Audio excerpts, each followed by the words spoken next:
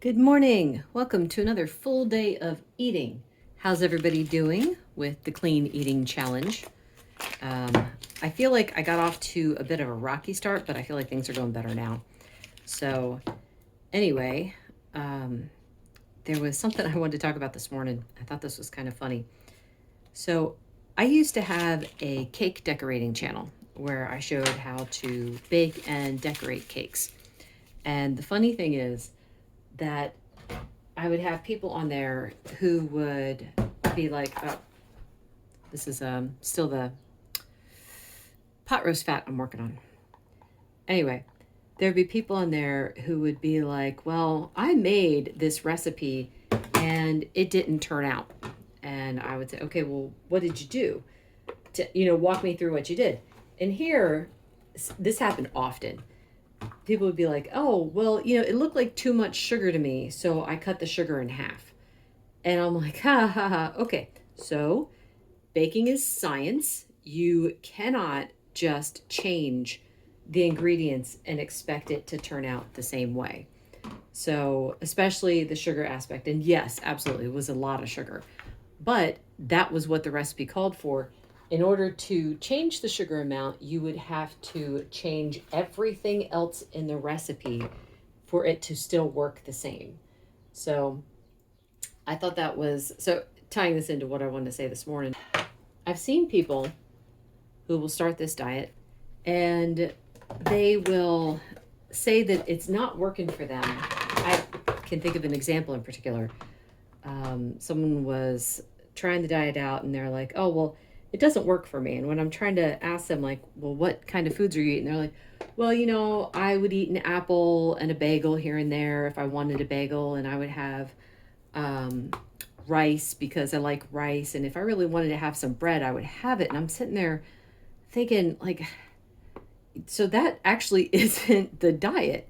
And that would explain why it's not working for you. And the thing is, though, people, it's like, well, if you don't want to give those things up, this is not the diet to do. Now, I also find that there's like two different aspects to the way people think about this diet. You've got the people that are doing it for weight loss and the people that are doing it for their health specifically. And I've noticed that people that are doing it for weight loss are the ones who feel most deprived.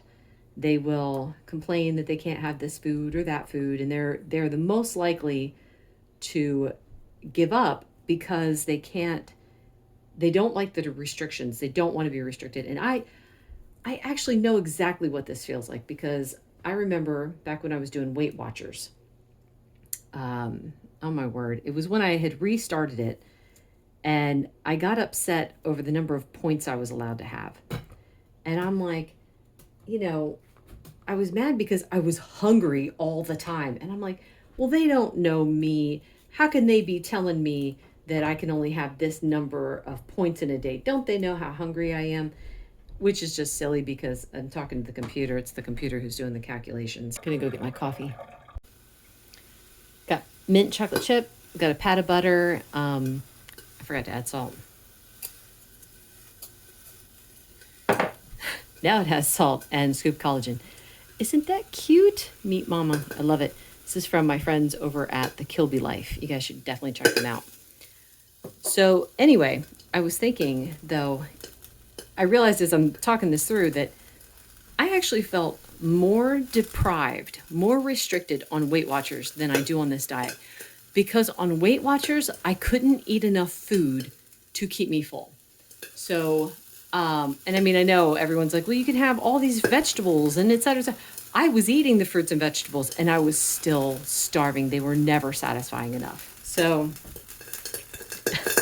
it just made me think of the recipe idea where it's like, if you're not going to do it right, you can't expect the results. If you're going to just add things in, you cannot expect it to work this like it does for someone who's actually sticking to the program.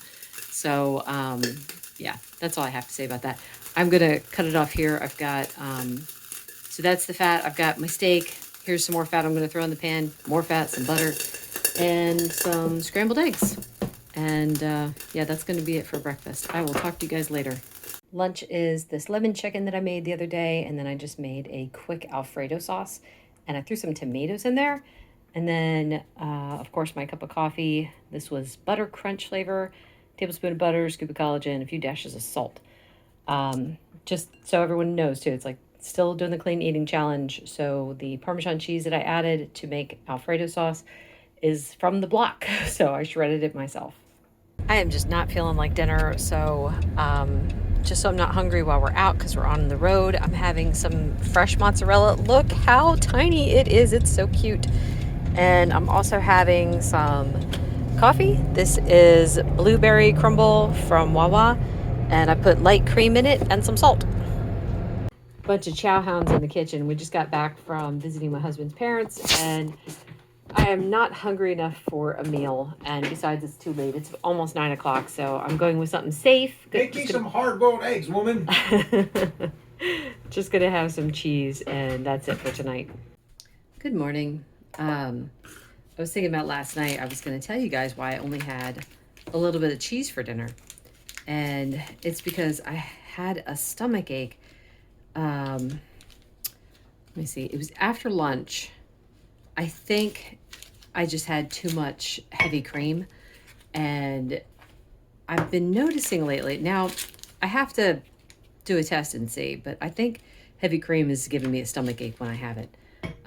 Because I was having some back in my coffee and then I kept getting a stomach ache, and I'm like, maybe it's the heavy cream, maybe not though. It's hard to say. So I'm gonna go next couple days without it and then reintroduce it and see what happens. But yeah, I was like, after lunch, I didn't feel very good for a few hours off and on. I kept getting like sick to my stomach. So I really did not want to have any kind of real dinner. I was slightly hungry when we went out, and I'm like, you know what? Cheese would probably be the safest thing to have. Cheese, like, unless, I guess it depends on the kind. Certain kinds of cheese will give me problems, but like, I can't do blue cheese anymore. I get like such terrible indigestion from that. Hours of burping it. I don't want that.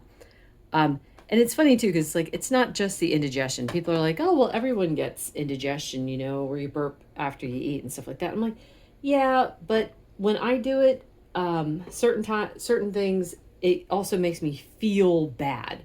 Like I'll feel like bloated and uncomfortable, and I'll feel overfull even if I didn't eat that much. So that kind of indigestion I want to avoid, but.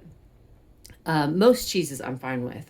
Mozzarella is always fine. Ricotta's fine. Cheddar, things like that. But yeah, I gotta avoid maybe it's just the moldy cheeses, the super strong ones. So, yeah, that was why I had the cheese and coffee when we were going out. And then when we got home, I was actually slightly hungry when we got home. I could have ignored it, but I know just from the car ride, I kept getting, it's like, I think of it as on a merry-go-round, and every time I get to a certain point, I get slapped in the face with it again. So therefore, I will have to have something. If I don't put a lid on this, I mean, I have to take the lid off to stir it, and it pops all over the place. It's like every time I make this, I have to clean the kitchen. It's delicious, but I honestly can't wait till I'm finished with it. I can always tell when my daughter's helped herself to the steak because she'll cut the pieces off and she'll leave them all in the container. Now, I used to save the pieces and I would use them in beef broth, but I don't have a lot of room in my fridge. And it's like we'd end up getting like the big bags. It'd be absolutely full of these pieces. So, yeah, I could also tell because she puts a bunch of steak in there. And it's a good thing it's grocery day because I am running low on steak. So. Not sure what kind I'm going to get today. I got to see what's on sale. I was watching my friend, Aaron Kilby. He was on a podcast with Dr. Sean Baker, and they were talking about hiccups. And this is so funny. I never thought about it before, but they were saying how they don't get hiccups anymore. And I mean, anyone out there who's been on this diet for a while, do you still get hiccups? I noticed it. I was sitting there thinking about like, oh my word, I don't get hiccups either.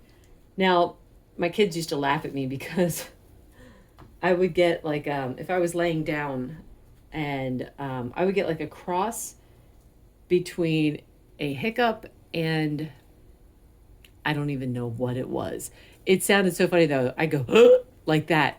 So it was a bit like a hiccup, but something else too. And they would sit there and make fun of me.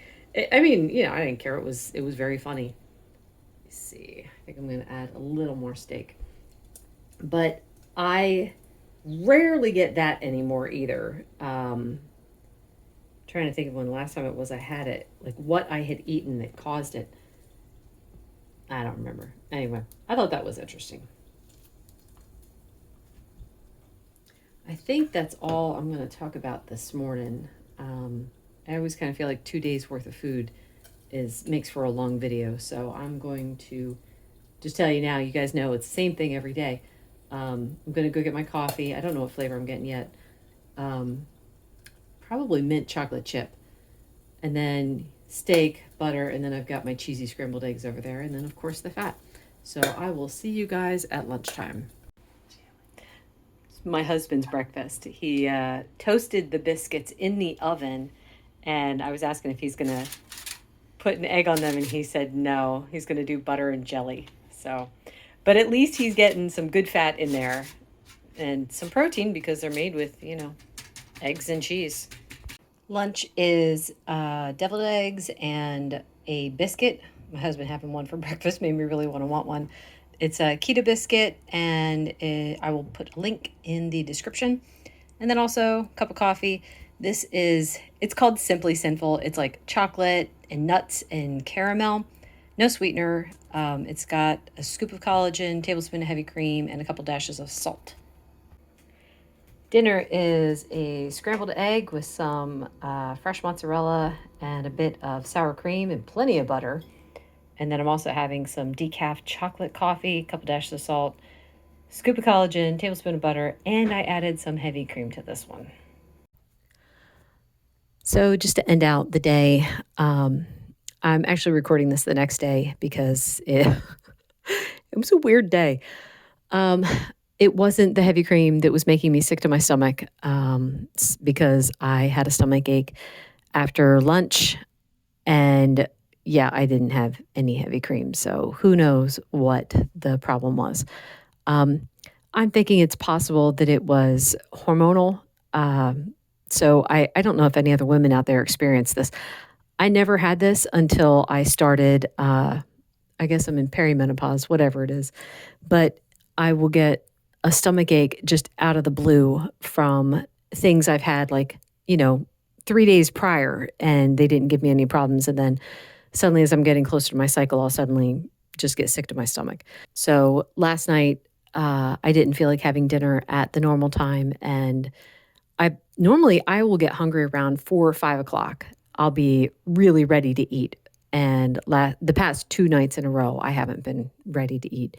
So I waited until about 6:30, almost 7 o'clock, and then I had my meal.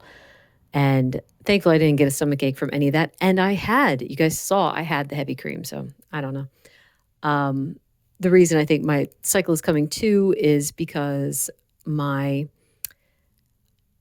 know what, I'm going to have to make a video just explaining this, because I already talk about it in one of my other videos, but I don't want to explain it in every single video. It's the issue that I have with thalassemia, where I've got like the 2 levels, and first level is like the muscle strain, where I'm not exactly slow. It's just everything feels like it's really hard to do, and sometimes things are too heavy, like hold my phone and stuff like that. And then phase 2 is I'm very slow. I can't hardly walk. So anyway, we're in level 1 right now, auxiliary power mode. So no table tennis, probably not for a few days, and we'll see how that goes. But anyway, just want to say thank you so much for watching. Let me know how you guys are doing with the clean eating challenge.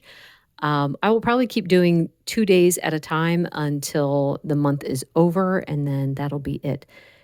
So thanks so much for listening and watching. Take care and have a great week.